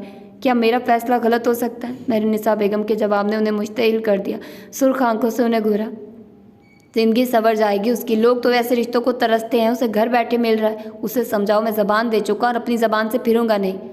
نہیں نہیں نہیں، ڈائننگ روم میں ٹہلتے ہوئے زور سے مکہ ٹیبل پر مارا۔ میں قطعی اقرار نہیں کروں گا بھابھی، آپ مجھے اندر جانے دیں، میں خود اپنا دفاع کر سکتا ہوں، نہیں ضرورت مجھے کسی وکیل کی۔ سمجھا کرو عثمان، ابو سخت غصے میں، تحمل و آرام سے بات کریں گے۔ انیلا بھابھی نے دوبارہ کھینچ کر کرسی پر بٹھا دیا۔ وہ انہیں دیکھ کر رہ گیا۔ کچھ نہیں کر سکتے ابو، کیا کریں گے؟ گھر سے نکال دیں گے، آگ کر دیں گے، جان سے مار دیں گے۔ نہیں ضرورت مجھے ایسی زندگی کی، ایک کفر سے نکل کر دوسرے جہنم میں پہنچ جاؤں، مجھے ان کے غصے کی پرواہ نہیں، جانے دے۔ وہ یکدم کھڑا ہو گیا۔ عثمان، वहाज भाई की आवाज़ ने रोक दिया। लोग पस दीवार उठने वाले शोर को बहुत गौर और दिलचस्पी से सुनते हैं। घर के मामलात घर में तहम्मुल और सुकून से तय करने चाहिए। ये घर है, यहाँ हमने हमेशा रहना है। अब्बू की बुलंद पारदार आवाज़ ने। तुम वाकिफ़ हो और उन्हें इस बात की परवाह भी नहीं है कि उनके शदीद रद्द-ए-अमल हमें हमसायों के सामने कितना शर्मिंदा करवाता है। सामने खड़े वहाज अहमद संजीदगी और मतानत से उसे समझा रहे थे। भाईजान, ये मसले का हल तो नहीं है ना? मसला कोई भी हो, उसका हल ज़रूर होता है। तुम पुरसुकून रहो, हमारे साथ कोई नहीं था तो क्या हुआ? हम सब तो तुम्हारे साथ हैं। अवैस भाई ने धीरे से उसके शाने पर हाथ रखा। सर घुमाकर उन्हें देखा। आंखों की नमी वो महसूस कर सकता था। उन सब का पुरसुकून अंदाज। उस्मान कुर्सी पर ढह गया। बाकी अफराद खाना भी टेबल के गिर्द जमा बैठ गए, संजीदगी से इस मसले का हल सोचने के लिए। अबू के कमरे से घन गरज की आवाज़ साफ आ रही थी। अम्मी की खामोशी भी नुमाया थी। बेचारी मेरी माँ। उसने हसरत से सर झुकाकर सोचा। सारा अता वो सह रही थी। सहना ही औरत की किस्मत में लिखा है क्या? तुमने हर सूरत में ये शादी करनी है, वरना? वकार अहमद उसके कमरे में आ गए। आवाज़ सुनकर वो खड़ा हो गया। इतना ब्राइट फ्यूचर है तुम्हारा, सारी उम्र की दर्द सरी से निजात मिल जाएगी। बहुत अच्छी लड़की है नवेरा। अब मुझे ये शादी नहीं करनी, उसने बहुत रसान से जवाब दिया। क्यों? इसलिए कि मैं पुप्पो से की जाने वाली गलती की तलाफ़ी करना चाहता हूँ। आप खुद मेरा रिश्ता गजाल के लिए लेकर जाएंगे? वो बाप के रूबरू आ गया। कतई नहीं, मेरी ज़िंदगी में ये नहीं हो सकता। मैं अपनी गलती की तलाफ़ी खुद ही कर लूँगा। मुझ पर एहसान करने की ज़रूरत नहीं है। उनका लहजा कतई था। फिर भी अब्बू, मैं खुद को गिरवी नहीं रख सकता सारी उम्र के लिए। मेरे भी कुछ ख्वाब, आदर्श, एहसासात हैं। मैं अपनी पसंद की ज़िंदगी गुजारना चाहता हूँ। तुम्हारी चॉइस कितनी थर्ड क्लास है। चंद हज़ार की मुलाजमत और मामूली शक्ल सूरत की लड़की, बस बरखुरदार ज़िंदगी महज चंद हज़ार के सहारे नहीं गुजारी जा सकती। रुपया ज़िंदगी की सबसे बड़ी अटल हकीकत और अहम बुनियादी ज़रूरत है। इसके बगैर हम ज़िंदगी की बुनियादी ज़रूरियात भी पूरी नहीं कर सकते। अपने अपने नसीब का सभी को मिल जाता है अब्बू। उसने सर घुमा लिया। मगर जो मैंने कह दिया है वही होगा हर हाल में। मैं ज़बान से नहीं फिरूंगा और ना झूठा कहलवाऊंगा। सुन लिया तुमने? यखलकती उनकी आवाज़ बुलंद हो गई। मैंने निसात सरासमा होकर भागी चली आई। शोहर की तेज़ आवाज़ उनके असाब को मुंजमद कर दिया करती थी। और आप भी सुन लीजिए, मुझे इनकार है। उसने उनकी आंखों में आंखें डालकर जवाब दिया और बाहर जाने के लिए कदम बढ़ा दिए। मेरा जवाब भी सुनकर जाओ। बाप की सख्त आवाज़ ने कदम रोक दिए। सारा घर उसके कमरे के बाहर जमा हो गया। वो मुश्तिल अंदाज में घूमा। क्या कर लेंगे आप? आग कर देंगे? कर दें, मुझे परवाह नहीं। जान से मार देंगे? मार दें। मुझे इस बेबस व मजबूर ज़िंदगी की ज़रूरत नहीं। घर बदरी का हुक्म सुनाएंगे? सुनाएं, अपना फैसला। मुझे जबर जुल्म की ज़िंदगी मंजूर नहीं। वो उनके सामने डटकर खड़ा हो गया। उसके जहन में अपनी गुज़श्ता ज़िंदगी के मायूस मजबूर दिन लौट आए थे। मैं ऐसा कुछ नहीं करूँगा क्योंकि मैं तुम्हारा बाप हूँ। की आवाज़ बहुत सर्द और बुलंद थी। मैं अपनी बीवी को तलाक दे दूँगा जो तुम्हारी माँ है। बहरुनिसा तेवरा कर ज़मीन बोस हो गई। इस उम्र में जग हसाई खिदमतों का ये अजर। अब्बू, उसका मुंह खुला रह गया। वजूद मुंजमद हो गया। सुन लिया मेरा फैसला? आवाज़ गोया कुएं से बुलंद हुई थी। आखिरी निगाह उस पर डालकर वो बेरहमी से बहरुनिसा के करीब से गुजर गया। सब अंदर आ गए। अम्मी, अम्मी! वहाजर अवैस ने उन्हें उठाया। उस्मान बिस्तर पर गिर गया। जाने किन गुनाहों का हिसाब था, कैसी आजमाइश थी। वकार अहमद के इस फैसले ने पूरे घर को साकित कर दिया था। वो तो अभी अपना मुकदमा खुद से लड़ भी नहीं सका कि उसको पसपाई की राह दिखा दी। क्या वो इस उम्र में अपनी माँ को अजाब में मुब्तला कर सकेगा? तलाक तो अर्श को हिला देती है। ऐसा फैसला करते हुए अब्बू को अम्मी की सारी उम्र की तपीसा, शबाना रोज़ जद्दोजहद, खिदमत, वफा, शुआरी का ख्याल नहीं आया। और ये भी नहीं सोचा कि उनकी बीवी 4 बच्चों की माँ है। खुली ब्लैकमेलिंग थी ये। वकार अहमद ने अपना सर बुलंद रखने के लिए, अपने वकार और ज़बान की पासदारी के लिए ये जुआ खेला था। उस्मान अहमद के असाब शिकस्ता थे। उसकी ख्वाहिशात और ख्वाब अपनी जगह, खुद मुख्तारी का तलसम अपनी जगह। मगर वो अपनी माँ को अपनी खुद गर्जी की भिन चढ़ने नहीं दे सकता था। वो अपनी काबिल एहतराम, काबिल सताइश अजीम माँ के नाम पर जुआ नहीं खेल सकता था। और ज़िंदगी के हर मुहाज पर शिकस्त शायद उसका मुकद्दर ठहरी थी। बहरुनिसा ने उसे एक लफ्ज़ नहीं कहा, ना अपनी इज्जत का वास्ता दिया, ना उसे अपना फ़ैसला बदलने पर कहा, ना उसके कदमों में अपना दुपट्टा रखा कि इस उम्र में मुझे बेइज्जत मत करवाना। वो अपने बच्चों के दुख से वाकिफ़ थी। अपनी मनपसंद ज़िंदगी गुजारने का हक़ तो सबको ही है। सब वालिदैन औलाद की ख्वाहिशों का एहतराम करते हैं। उनकी ज़िंदगी ही बच्चों के गिर्द घूमती है। उस्मान खुदगर्ज़ अनापसंद बाप का बेटा ज़रूर था, मगर खुदगर्ज़ हरगिज़ नहीं था। वो कैसे माँ के कदमों से ज़मीन खींचकर खुद पर जन्नत हराम कर लेता। पुरसुकून होकर उसने शिकस्त को तस्लीम कर लिया था। फिर कुछ लोगों के मुकद्दर में शिकस्ता पा ही रहना होता है। उसने अपने बाप के सामने घुटने टेक दिए थे, अपने बाप के हुक्म पर सर झुका दिया था, मगर दिल ही दिल में पेचो ताप खा रहा था। अपने बाप से वो इंतकाम ज़रूर लेगा और ये इंतकाम ऐसा होगा जिसे सब याद रखेंगे। वो निकाहनामे पर साइन कर रहा था, एक नई ज़िंदगी में कदम रख रहा था, साथ में अज़्म व इरादे के साथ इंतकाम का जज्बा सर उठाकर सुरोकत बन गया। उसके पहलू में बैठी नवेरा सुर्ख अरूसी सूट में दहकता हुआ अंगारा लग रही थी। लोगों के सताइशी जुमले उसके कानों में उतर रहे थे, बाप की बेसाख्ता हंसी उसके गिर्द गूंज रही थी। उसका वजूद सर्द खाने में उतरता जा रहा था, आंखें लहू रंग थी। जाने कौन कौन सी रस्में हुई, कब रुखसती हुई, किसने इस्तकबाल किया, कब उसे बेडरूम में पहुंचा दिया गया। वो बस संजीदा चेहरा और निगाह लिए सबके खुशियों भरे चेहरे देख रहा था। उसमें उसके हिस्से की खुशियाँ कहाँ थी। ये लो बेटा, मेहरुन्निसा ने एक मखमली बॉक्स उसके हाथ में थमा दिया। बहुत अच्छी लड़की है नवेरा, तुम्हें पसंद आएगी। बस अब सर को झटक कर सब कुछ भुला दे। मेरे चांद, नई ज़िंदगी में कोई बदशगुनी मत करना। उन्होंने धीरे से उसका चेहरा थामकर परेशानी चूम ली। बदशगुनी। बेसाख्ता माँ के शानों पर हाथ रख दिया। वो गायब दिमागी का शिकार था। माँ, मेरी प्यारी माँ। बेसाख्ता उनकी पेशानी चूम ली। मुझे तेरे आंचल की कसम है, इंतकाम ज़रूर लूँगा। अपने बाप को तेरे कदमों में झुकने पर मजबूर कर दूँगा। उसके चेहरे की रगें तन गई। दूध का गिलास लाती एमन साकित रह गई। मेहरुन्निसा हॉर्न के यकदम ही उस्मान पलटा और अपने बेडरूम में दाखिल होकर पूरी कुव्वत के साथ दरवाज़ा बंद कर दिया। घर में सब एक दूसरे से पूछने लगे, रात गए किसने इतनी ज़ोर से दरवाज़ा बंद किया है? अम्मी। एमन ने आगे बढ़कर माँ को घसीट समेट लिया। कि बाप बेटे की लड़ाई मेरी ज़िंदगी का सूरज गुल कर देगी। उनकी आवाज़ बहुत धीमी थी। सुबह के सूरज का इंतज़ार उन्होंने पलक झपके बगैर बेशुमार दुआओं के साथ किया। रात भर उसके कमरे से कोई आवाज़ नहीं उभरी थी। सारी रात उनका दिल पत्ते की तरह कांपता रहा था। धड़कते दिल के साथ जाकर दरवाजे पर दस्तक दी। उस्मान दरवाज़ा खोलकर पीछे हट गया। मेहरुन्निसा लर्ज़ते कदमों से अंदर दाखिल हुई और अंदर के मंजर ने उनको दिल मुट्ठी में ले लिया। सेज का वही मंजर था जो कमरे से निकलते लम्हों तक था। नवेरा तकियों के सारे घूंघट निकाले बैठी थी। उसके गिर्द गुलाब के फूलों की पत्तियां उसी तरह दायरे में बिखरी हुई थी। दूध का गिलास ढका हुआ रखा था। फ्रूट, मिठाई, खीर का प्याला, सब अनुज वैसे ही था। फिजा में अजीब सी उदासी थी, आंसुओं की अमेजिश थी। निगाह फेर कर उस्मान को देखा। शब भर की बेदार आंखें सुर्ख हो रही थी। एक ऐसी सजा थी तो उसने अपने साथ नवेरा को भी दे डाली। क्या सोचती होगी वो नवेरा? उनकी आवाज़ पशमानी में भीगी हुई थी। चलो कपड़े बदल लो। नहीं। उस्मान की सर्द आवाज़ सर्द फिजा में उभरी। पहले अब्बू की चहेती बहू बेगम अपनी ससुर से सलामी लेगी। मेहरुन्निसा ने एकदम सर उठाया। उसकी आंखों में जनून हलकोरे ले रहा था। जाइए, जाकर बुलाकर लाइए, वरना ये इसी तरह बैठी रहेगी। उस्मान की आवाज़ काम गई। बेटा, घर मेहमानों से भरा हुआ है। बस इसी बात का तो एहसास कर लिया। आप जाइए प्लीज़ अम्मी, अब मैं किसी की नहीं सुनूंगा। नवेरा माँ बेटे की इस बेमायनी गुफ्तगू को सुनकर समझने की कोशिश कर रही थी। उस पर जो जुल्म हुआ था रवायत से हटकर उसने उसे ना मुश्तइल किया था, ना आवाज़ बागता, बल्कि अजीब से एहसास से दो चार कर दिया था। जाइए। उसकी यख बस्ता आवाज़ फिर उभरी और वो पलटने पर मजबूर हो गई। उस्मान उधर ही खड़ा होकर सीने पर हाथ बांधकर उनका इंतज़ार करने लगा।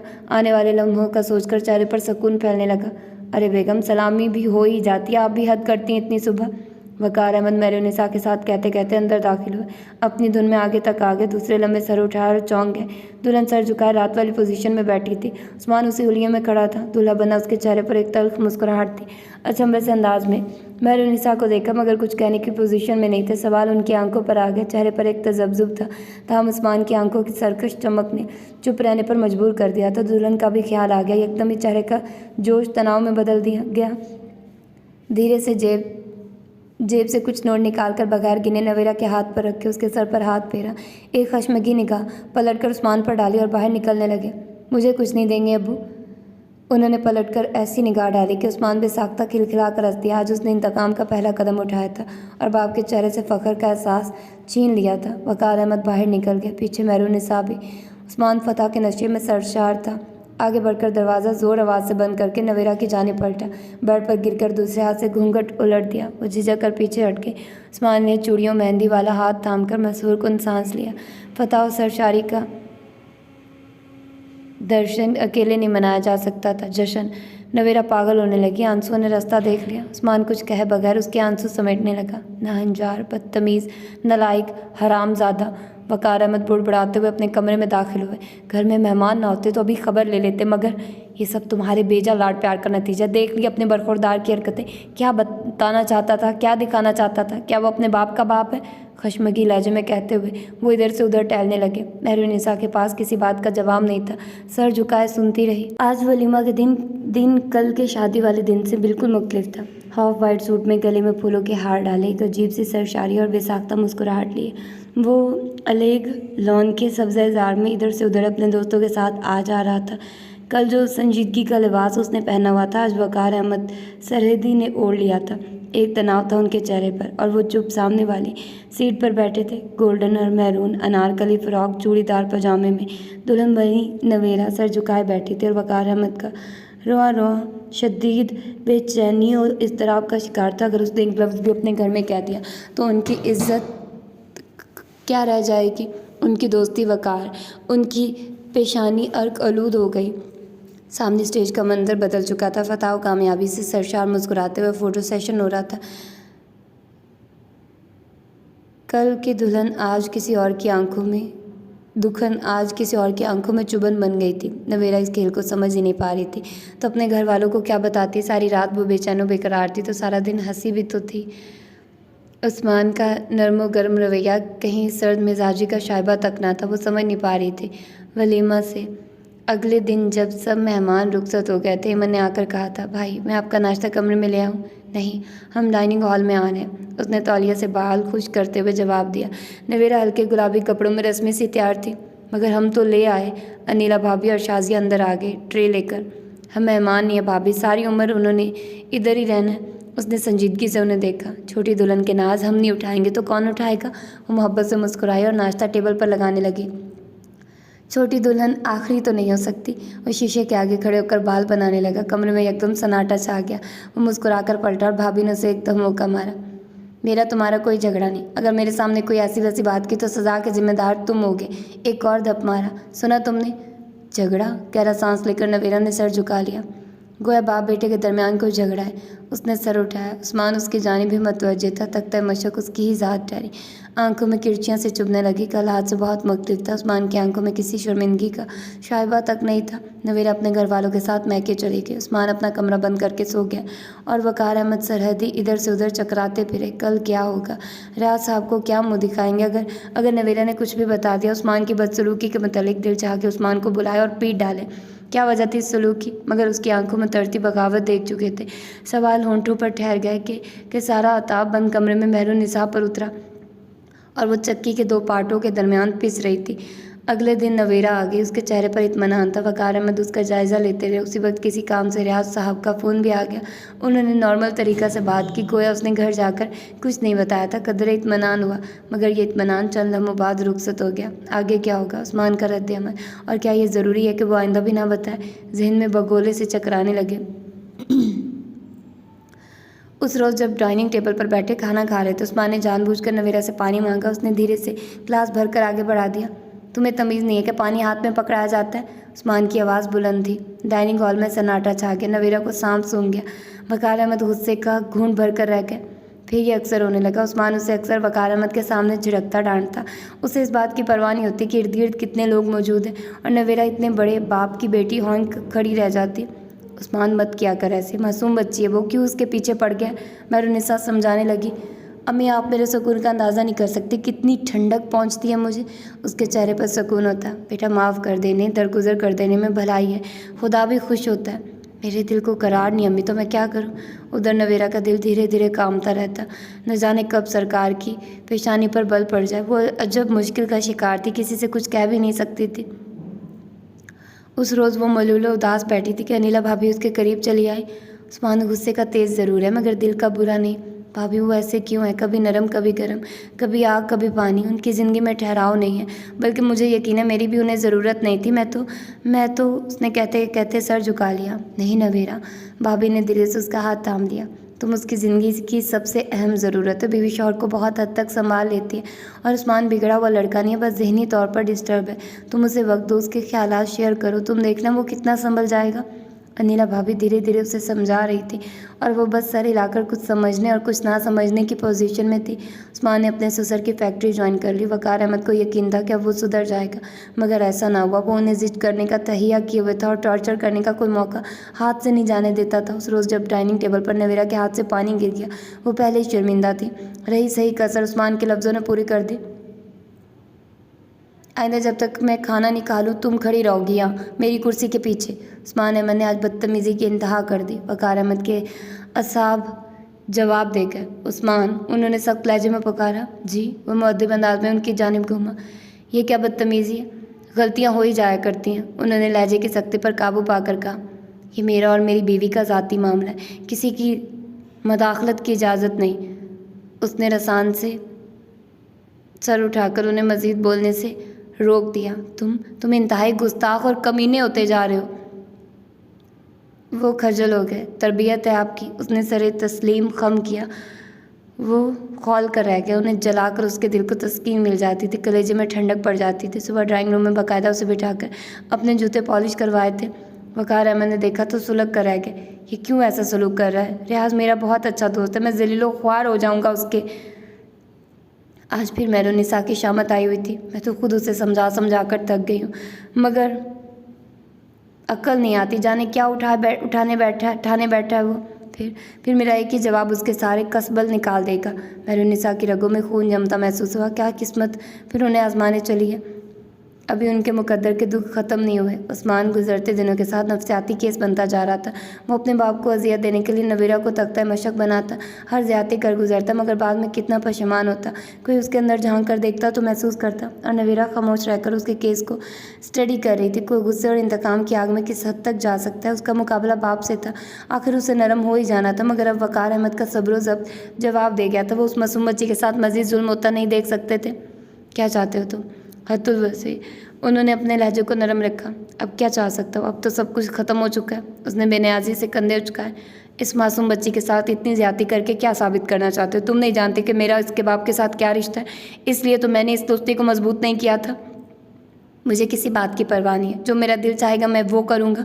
उसका लहजा गुस्ताख और निगाह बदतमीज़ हो गई। तेज़ और बुलंद आवाज़ पर सब आ गए। या अल्लाह खैर। मेहरुन्निसा ने सीने पर हाथ रखा। और अगर वो अपने बाप को बता दे फिर जानते हो क्या होगा? अब मैं उससे कहूँगा कि जाकर अपने बाप को बताए, मैं तमाशा देखूँगा। नहायत सफाकी से जवाब आया। उस्मान, मत भूलो कि तुम्हारा मुस्तकबिल, तुम्हारी नौकरी, माई फुट। मुझे किसी चीज़ की परवाह नहीं है। मैं हर चीज़ से उकता चुका हूँ। अब वो वक्त गुजर गया जब मैं धमकियों से मुतासिर हो जाता था, खौफज़दा हो जाता था। अब तो मुझे किसी चीज़ की परवाह नहीं है, मगर मुझे परवाह अपनी इज्जत की, अपनी ज़बान की, दोस्ती के इस रिश्ता की। अगर अब तुमने नवेरा के साथ कोई ज़्यादती की तो मैं एक लफ्ज़ कहे बगैर तुम्हारी माँ को। उनका लहजा सर्द हो गया। बस। उसने हाथ उठाकर गुस्ताखी से रोक दिया। मैं नवेरा को तलाक देता हूँ। लहू रंग आंखों के साथ हद से गुजर गया। उस्मान। मेहरुन्निसा की आवाज़ फट गई। चटराह। वक़ार अहमद ने बहुत कुव्वत से दायां हाथ उसके रुखसार पर जुड़ दिया। तुम। बायां हाथ उठा। उस्मान, क्या हो रहा है ये? वहाज भाई अंदर आ गए। मैं नवेरा को। वहाज अहमद ने उसका मुंह बंद कर दिया। उसे बाहर ले गए। वक़ार अहमद बेड पर गिर गया। मेहरुन्निसा ने दुपट्टा मुंह पर रखकर भल भल रोना शुरू कर दिया। नवेरा जाने कब की तेवरा कर गिर चुकी थी। अनिला, शाजिया देखो इसे। वक़ार अहमद ज़ोर से चीखे। तो गुजर गया था। उसने अपनी माँ की तौहीन का बदला ले लिया था, चाहे उसके असरात कुछ भी होते। वसी और अरीस घर में कब्रिस्तान जैसी खामोशी छा गई। ये वक़ार अहमद सरहदी की ज़िद का अंजाम था। वो तो सिर्फ धमकी ही दिया करते थे। उस्मान कर गुजरा, ये सोचे बगैर कि ज़िद तो उसकी बाप से है। वो नवेरा को किस बात की सज़ा दे रहा है? वो मासूम फरिश्ता है, सिर्फ लड़की जो एक घर, एक दर, एक दरीचा और मोहब्बत करने वाले शौहर की ख्वाहिश और ख्वाब में एक घर से दूसरे घर तक चली आई। उसे किस कसूर की सज़ा मिल रही थी? उसका जुर्म क्या था? महज वक़ार अहमद का मुंतखब करना। ये क्या बदतमीज़ी थी? वहाज अहमद ने उसे झंझोड़ दिया। उंगलियां बालों में फंसाकर वो बेड पर गिर गया। होश करो उस्मान, तुम क्या करने जा रहे थे? जानते हो तुम इसमें नवेरा का क्या कसूर? क्या तुम अब्बू की आदत से वाकिफ़ नहीं हो जो उनके नक्शे कदम पर चल रहे हो? भाई ने समझाया। उस्मान उनकी शक्ल देखने लगा और फिर झटके से उठ बैठा। कैसे बाप है वो? क्या बाप ऐसे होते हैं? दो बदू मुकाबला करें। कब उन्होंने औलाद समझकर तरबियत की है? कब अपनी औलाद जानकर मोहब्बत की है? अगर हमारी माँ ना होती तो हम मोहब्बत भी नहीं सीख सकते थे। वो एक खुदगर्ज़ और अना परस्त शख्स है। جو صرف اپنے لیے جینا جانتے ہیں۔ وحاج بھائی مگر زندگی صرف اپنے لیے جینے کا نام نہیں، وہ ہمیں اولاد نہیں اپنی رایا سمجھتے ہیں، اور خود جابر حکمران، انہوں نے کبھی ہمارے حقوق کا خیال نہیں رکھا، کبھی ہمیں اولاد جیسا پیار نہ کیا، کبھی انہوں نے اس کے دل کا جوالا پھٹ پڑا۔ میں نے اپنی ماں کی حد تک کا بدلہ لیا ہے، انہیں سمجھائیے وہ وقت گزر گیا جب جو دل چاہے مرضی کر لیا، انہیں اولاد کی اہمیت تسلیم کرنی پڑے گی۔ وہ ہمیں جانور نہ سمجھے جسے لاٹھی سے ہانک دیا جائے گا، ہم گوشت پوست کے سمجھدار باشعور انسان ہیں، فہم و فراست و آگاہی رکھتے ہیں، عاقل و بالغ ہیں، ہم سے ہمارے دکھ شیئر کریں، ہمیں محبت دیں۔ آج اگر ہماری ماں ہمارے درمیان نہ ہو تو ہمارے پاس کیا رہ جاتا ہے؟ محض باپ کا نام جس کا وجود محبت سے خالی ہے۔ وہ بولتا جا رہا تھا اور اس کی چیختی چگاڑتی آواز وقار احمد کو آئینہ دکھاتی سرد کرتی جا رہی تھی۔ بچے باپ کو آئیڈیل بناتے ہیں، میں نے بھی بنا لیا، میں ان کے نقش قدم پر چل رہا ہوں، جیسا بھی صحیح۔ وہاں میں نے اسے سینے سے لگا لیا۔ عثمان میرے بھائی، بے ساختہ محبت لگاؤ کا یہ انداز عثمان کے وجود کو سمندر بنا گیا۔ بھائی کے سینے میں منہ چھپا کر بے اختیار بچوں کی طرح سسک کر روتا چلا گیا۔ بھاج احمد دھیرے دھیرے سے اسے تپکنے لگے۔ سب سے چھوٹا تھا اس لیے بچپنا تھا، بچوں کی طرح سسک کر اس نے اپنی آنکھوں کے ساتھ ساتھ بھائی کی آنکھیں بھی بھگو دی۔ بھاج نے عثمان کو رونے دیا۔ رونے کے بعد مطلع صاف ہو کر منظر زیادہ واضح ہو گیا اور وقار احمد ان باشگاف لفظوں کی سچائی کو محسوس کر کے بیٹھے چلے گئے۔ کیا وہ اتنے برے باپ تھے، اتنے برے انسان تھے؟ کیا اولاد کے بارے میں سوچنا، فیصلہ کرنا ان کا حق نہیں تھا؟ کیا وہ اولاد کے لیے برا سوچ سکتے تھے؟ کیا ان کے گرد سناٹا اور اندھیرا ساتھ ساتھ پھیلتا جا رہا تھا؟ گمسم حواس مختل عمر کی نقدی کیسے ختم ہوتی؟ کیا اولاد؟ مہرالنساء کمرے میں آ گئے۔ گھور اندھیرا تھا۔ انہوں نے لائٹ آن کی۔ وقار صاحب خاموش چھت کو تک رہے تھے۔ آپ کی طبیعت تو ٹھیک ہے؟ کئی گھنٹے بعد ادھر آئی تھی۔ نویرہ کی حالت بہت بری تھی، بہت شاکڈ تھی وہ بنا قصور کے اتنی بڑی سزا ہوش کے باوجود وہ ہوش میں نہیں آنا چاہ رہی تھی۔ ڈاکٹر ابھی گیا تھا اسے سکون کا انجیکشن لگا کر، اور وہ ایمن والے کمرے میں انیلا کے پاس تھی۔ وحاج کے کمرے میں ایک نگاہ سخت و کرخت عثمان پر ڈال کر وہ شوہر کی خبر گیری کے لیے آئی تھی۔ انہوں نے زرد چہرے کے ساتھ نگاہ اٹھائی۔ مہرالنساء کا دل کسی نے مٹھی میں لے لیا۔ برسوں کے مریض لگ رہے تھے۔ پانی کا گلاس بھر کر ہونٹوں سے لگایا، چند گھونٹ پیا۔ مہرالنساء، ان کی آواز کنویں سے برآمد ہوتی ہوئی محسوس ہوئی۔ کیا میں اولاد کے لیے اتنا برا ہوں؟ میں نے تو ہمیشہ ہی ان کے لیے اچھا سوچا ہے۔ وہ دم بخود ان کا ہاتھ تھامے دیکھ رہی تھی۔ ان کا ہاتھ تھام کر اٹھایا اور بستر کی جانب لے آئی۔ آپ کی طبیعت ٹھیک نہیں لگ رہی، میں اویس سے کہہ کر ڈاکٹر کو بلواتی ہوں۔ وہ بستر پر تکیوں کے سہارے انہیں بٹھا کر جانے لگی۔ میں بالکل ٹھیک ہوں مہرالنساء، ہلکی سی آواز نے قدموں کو روک دیا۔ انہوں نے سر گھما کر دیکھا۔ فخر و غرور کا عکس کہیں نہیں تھا، بس ایک اداسی، ایک اضملال تھا۔ ادھر آؤ اور یہاں بیٹھو۔ میں اویس کو ایک خوف ان کے اندر سرایت کر گیا۔ مجھے کچھ نہیں ہوا مہرالنساء، بس آج آنکھیں کھل گئی ہیں۔ میں کتنا برا انسان ہوں، کتنا برا باپ، اور شاید ایک بہت ہی برا شوہر۔ لہجے میں شکستگی نمایاں تھی۔ نہیں وقار صاحب، انہوں نے بے ساختہ ان کے سامنے بیٹھ کر ہاتھ تھام لیا، آپ تو بہت اچھے ہیں۔ تم تو میری بیوی ہو، میری نصف بہتر تھی۔ تم نے بھی مجھے کبھی احساس نہیں دلایا کہ میری اولاد، میرے بچے مجھ سے اتنے دور، اتنے بدظن، اتنے خلاف ہیں۔ بس خاموشی کے کفر ڈالے رہی۔ ایسا تو کچھ بھی نہیں ہے، انہوں نے دل کو تسلی دی۔ میں نے اپنے باپ سے صرف جیتنا اور حاصل کرنا ہی سیکھا تھا، اور میرے باپ کے پاس کیا تھا؟ انہوں نے ایک تھکا تھکا سانس لیا، سر تکیے سے لگا لیا۔ تلاش روزگار اور فکر معاش نے ہمیں ہمیشہ مصروف رکھا۔ میں اپنے بچوں سے قریب ہو ہی نہیں سکا، یا صرف ان کے مستقبل کے بارے میں فیصلہ ہی نہیں کیا جاتا۔ میرے باپ کو محبت کرنا آتی ہی نہیں تھی، تو میں کیسے سیکھتا؟ وہ دھیرے دھیرے بول رہے تھے، سناٹے ان کے ارد گرد پھیل رہے تھے۔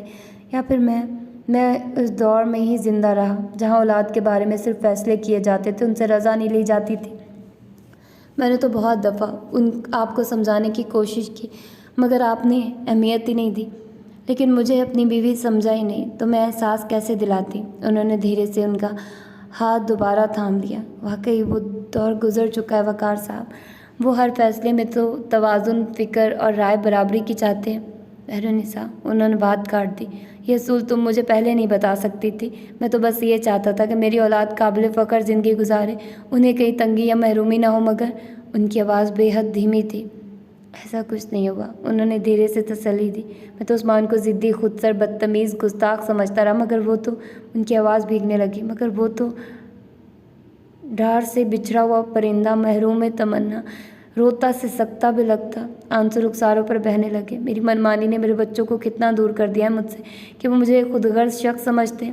ایک باپ اپنے کیے ہوئے ظلم پر خود ہی ماتم کنا تھا، آج وہ کہتا ہے کہ ہمارا باپ ایک خود غرض انا پرست شخص ہے جو صرف اپنے لیے جینا جانتا ہے۔ بتاؤ مہرالنساء، میں نے کب ایسا سوچا تھا؟ वकार साहब, उन्होंने धीरे से अपने आंचल से आंखें साफ की। अभी कुछ नहीं गुजरा, अभी वक्त आपकी मुट्ठी में है, अभी भी आप अजाला कर सकते हैं। सिर्फ आपसे गलती ये हुई कि आप अपनी औलाद को साथ लेकर नहीं चले, उन्हें वक्त नहीं दिया, उनकी खुशियों को शेयर नहीं किया, हौसला नहीं बढ़ाया, उन्हें समझाया नहीं आपने। खुद को हमेशा बच्चों का मुआशी कफील समझा। आपका फ़र्ज़ अपनी जगह, मगर औलाद हक़ और फ़र्ज़ एक साथ चाहती है। आपने अपने बच्चों की मुआशी प्रॉब्लम हल की, उन्हें अच्छा रोज़गार दिया, मगर उनकी राय नहीं ली, बस अपना फ़ैसला सुना दिया। वह जो अवैस की नेचर मुख्तलिफ है, उस्मान की मुख्तलिफ। वो आज भी आपको कसूरवार समझता है कि आपने उसका मेडिकल में एडमिशन नहीं करवाया, आपने उसके लिए एयरफोर्स में सिफारिश नहीं की। उसके लिए आप अपने रईस दोस्त की बेटी को घर लाकर बिजनेस शेयर करना चाहते थे, हालांकि ये उसकी खुद साख्ता सोच है, मगर उसे झटक भी नहीं सकता। मेहरुन्निसा ने धीरे धीरे उनकी कोताहियों और गलतियों का एहसास दिलाना शुरू किया। वकार अहमद का सर झुक गया। अपनी हम सफ़र हम कदम के जौहर आज उन पर मुनकशिफ हुए। उनकी बेगम कितनी समझदार और ज़हीन खातून है, वाकई गलती पर तो वही थे। उन्होंने खुद को मतलिकुल अनान समझा, ना बीवी को उसका हक दिया और ना बच्चों को अपनी सल्तनत में शामिल किया। वाकई उन्हें रियाया समझा था। ज़िंदगी शतरंज की बसात है और इस बसात पर उनका वजूद महज हारा हुआ प्यादा।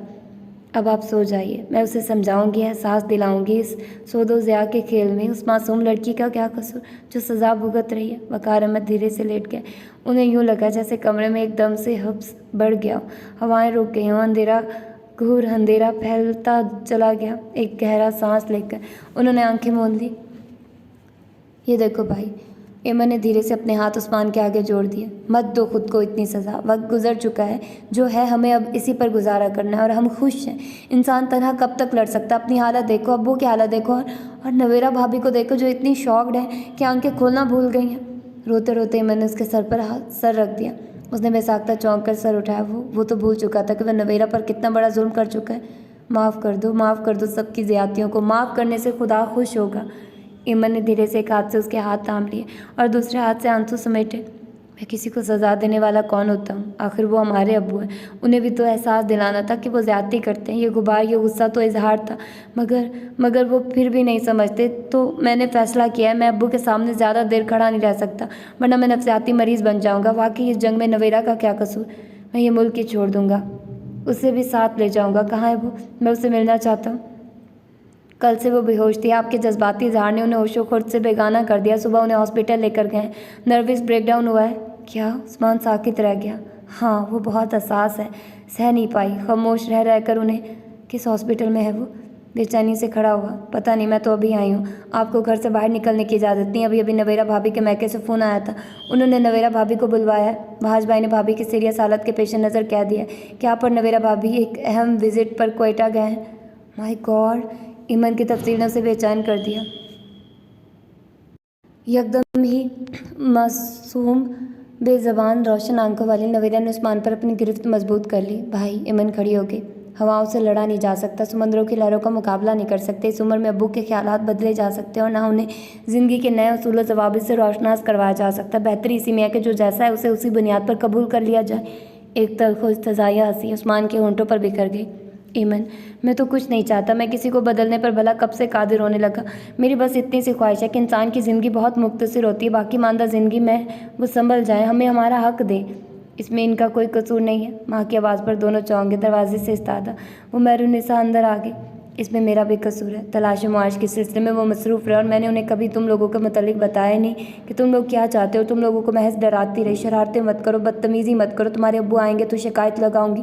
हालांकि मैंने कभी शिकायत नहीं लगाई, मगर उनके सामने तुम लोग अच्छे बच्चों की तरह रहते थे, शरारतें नहीं करते थे। खौफ सा तुम लोगों के गिर्द रहता था। फिर बच्चों और बाप के दरमियान मोहब्बत का रिश्ता कैसे हस्तवार होता। लाइल्मी में मैं भी गलतियां करती गई। उसने भीगी हुई आंखों को साफ किया। मुझे माफ़ कर देना बच्चों, कसूरवार तुम्हारे बाप ही नहीं, तुम्हारी माँ भी है। बाप और बच्चों के दरमियान ताल्लुक़ को माँ मरबूत और मुस्तहकम करती है, मगर मुझे ये असूल कभी किसी ने बताया ही नहीं था। अम्मी, उस्मान ने बेख्तियारी निशाने से लगा लिया। हक़ और फ़र्ज़ की गिरह खोलना माँ का फ़र्ज़ है। मुझे अफसोस है कि मैं बस अम्मी, अब आप कुछ नहीं कहेंगी। उस्मान ने सामने आकर हाथ थाम लिया। वक्त हमारी मुट्ठी में है। आपके जज्बाती बेटे को अपनी गलती का एहसास हो गया, जो सिर्फ अपने बाप की मोहब्बत और उनके प्यार के लिए उल्टी सीधी हरकतें करता रहा। मैं अब्बू से माफ़ी मांग लूँगा। वो धीरे से हंसा। बस आप उन्हें माफ़ करने का हुनर सिखा दें। उसने धीरे से उनके हाथ दबाए। वो भी पशेमान है कि उनसे गलतियाँ हुई हैं। चले अब्बू के पास चलते हैं। उस्मान और ईमन खड़े हो गए। तुम बहुत नालायक हो उस्मान, अपनी जज्बातियत से तुमने नवेरा को किस हालत में पहुंचा दिया। उसे होश तो आ गया, मगर उस पर एक दहशत सवार है। ज़बरदस्ती आंखें बंद कर रखी है। جبکہ اس کی حالت بھی ایسی نہیں ہے کہ جی عثمان چونک گیا۔ اب خود باپ بننے والے ہو نا تو زندگی گزارنے کے تمام اصول دیکھ لینا، ایسا نہ ہو کہ کوئی نیا عثمان پیدا ہو جائے۔ اسے حیرت کا شدید جھٹکا لگا۔ ماں اور بہن کی موجودگی نے اس بات سے اسے سرخ کر دیا۔ اس کے اندر تک تازگی پھیل گئی۔ مہرالنساء نے شرمیلے سے حساس بیٹے کو گلے لگا لیا۔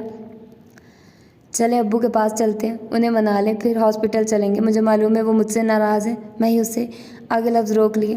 چلو لیکن اس وعدے کے ساتھ کہ آئندہ کوئی جھگڑا مت کرنا، ورنہ انہوں نے وارننگ دی۔ عثمان نے کانوں کو ہاتھ لگا لیا۔ مہرالنساء دونوں بچوں کے ساتھ وقار احمد کے بیڈ روم میں آ گئی۔ نیم اندھیرے کمرے میں وہ ملولے اداس شکست خوردہ سے بیٹھے تھے۔ ایمن نے سارے پردے کھینچ دیے، تازہ ہوا روشنی اندر آ گئی۔ مہرالنساء نے دونوں جانب محبت سے دیکھا اور کوئی لفظ ادا نہیں کیا۔ انہوں نے دیکھا، وقار احمد نے باہیں پھیلا دی۔ عثمان نے خوشگوار حیرت سے ماں کو دیکھا اور پھر باپ کی باہوں میں سمٹ گیا۔ اس خوشگوار منظر نے آج کو کل سے کتنا بدل دیا تھا۔ ایمن اور مہرالنساء دونوں کی آنکھیں بھیگ گئی۔ مجھے معاف کر دینا بیٹا۔ وقار احمد نے اس کا چہرہ ہاتھوں کے پیالے میں لیا اور پیشانی چوم لی۔ اپنے بچے کی معصوم محبتوں کا تمام قرض اب سود کے ساتھ تیرے بچے پر اتار دوں گا، انہوں نے محبت آمیز لہجے میں کہا۔ خجل سا ہو کر عثمان پھر ان کے شانے پر جھک گیا۔ وہ سب لوگ ہاسپٹل آ گئے۔ بہاج بھائی نے بتایا اب اس کی حالت خطرے سے باہر ہے، دوائی بھی لی ہے مگر گمسم ہے۔ عثمان اس کے روم میں چلا گیا، دھیرے سے دروازہ کھولا۔ سامنے وہ سفید براق بستر پر سینے تک سفید چادر اوڑھے لیٹی تھی۔ ایک کلائی میں ڈرپ کی سوئی لگی تھی اور ڈرپ سے گرتے قطرے قطرہ پانی کو نویرا بہت غور سے دیکھ رہی تھی۔ تو ہی دنوں میں کملا کر رہ گیا تھا پھول۔ اس کا خوف کیا کم تھا کہ ایک اور زیادتی کر بیٹھا۔ سخت تعصف و ملال ہوا۔ جذباتیت انسان کو کہاں سے کہاں پہنچا دیتی ہے۔ بہاج بھائی نہ کھینچے، ابو تھپڑ نہ مارتے تو تباہی و بربادی محض 2 قدم کے فاصلے پر تو تھی۔ یا اللہ مجھے معاف کر دے، کیا غلطی کرنے چلا تھا۔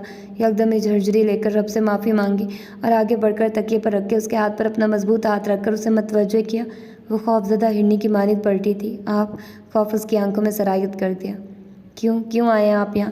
اب تو سب کچھ ختم ہو چکا ہے، داؤ پر لگا دیا سب کچھ نہیں ہے میرے پاس، چھوڑیے میرا ہاتھ۔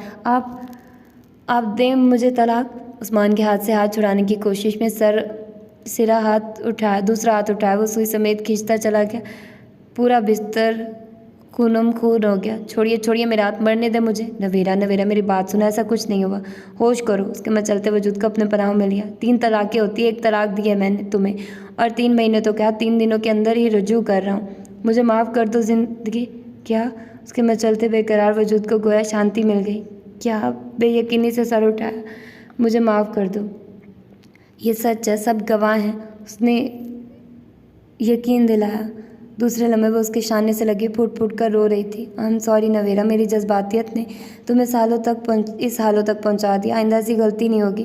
تم مجھے میری کمانوں کو مضبوطی سے تھامے رکھنا، میں مطلق العنان نہیں بننا چاہتا۔ دھیرے دھیرے اس کے کانوں میں بولتا، شوخیاں کرتا اپنی کوتاہیوں، سرگوشیاں کرتا اپنی کوتاہیوں، اپنی غلطیوں کا اعتراف کر رہا تھا۔ اور اس اعتراف شکست نے نویرا کو بے ساختہ رلا دیا۔ ایسے ہی تو نہیں کہا جاتا، میاں بیوی گاڑی کے 2 پہیے اور 1 پہیا کے بغیر گاڑی قطعی نہیں چل سکتی۔ بیوی کو نصف بہتر اس لیے کہا گیا کہ وہ شوہر کی کوتاہیوں اور لغزشوں کو بروقت اپنی قوت ارادی سے سنبھال لے، اور جو ایسا نہیں کر سکتے وہ نفسیاتی ہاسپٹل کو آباد کرتے ہیں۔ نویرا نے عثمان کی بھیگی پلکوں کو اپنی پوروں سے چن لیا۔ کیا کر دیا؟ آپ کو مجھ سے کوئی شکایت نہیں ہوگی اور تمہیں بھی مجھ سے کوئی شکایت نہیں ہوگی۔ عثمان نے اس کے ہاتھوں کو تھام لیا۔ کرنا تو صرف یہ کرنا شکایت کیا؟ ادھورے جملے نے سر اٹھانے پر مجبور کیا کہ مجھے آپ کے پیار اور محبت میں کمی محسوس ہوئی ہے۔ عثمان شرارت سے گویا ہوا اور نویرا نے گلابی ہو کر لرزتی پلکوں کو جھکا لیا۔ حجاب آلود مسکراہٹ اس کے ہونٹوں پر کھیلنے لگی۔ عثمان دلچسپی سے آنکھوں میں رنگ بھر کر اسے دیکھنے لگا۔ اس کی ذرا سی توجہ نے زرد رنگت پر بہار اور خوشی کی کلیاں اتار دی تھی، اور جب وہ ساری زندگی کے لیے توجہ بن جائے گا تو ایک مسحور کن احساس نے دھیرے سے اسے اپنے حصار میں لے لیا۔ ہوپ فلی کہ آپ لوگوں کو یہ شارٹ ناول پسند آیا ہوگا اور آپ لوگوں نے انجوائے کیا ہوگا۔ تو پھر ملتے ہیں اس کسی اور اچھے سے ناول کے ساتھ۔ اور ہاں، مالا میں نے ناول سٹارٹ کر دیا ہے، اس کی باقی episode novels forever book heaven channel پر آ رہی ہیں، ٹھیک ہے؟ تو آپ وہاں پر سن سکتے ہیں۔ پلے لسٹ بھی اپڈیٹ ہوتی رہے گی ساتھ میں، تو آپ پلے لسٹ چیک کرتے رہیے گا، ٹھیک ہے؟ تو اپنا ڈھیر سارا خیال رکھیے گا، مجھے دعاؤں میں یاد رکھیے گا۔ ملتے ہیں کسی اور اچھے سے ناول کے ساتھ۔ اللہ حافظ۔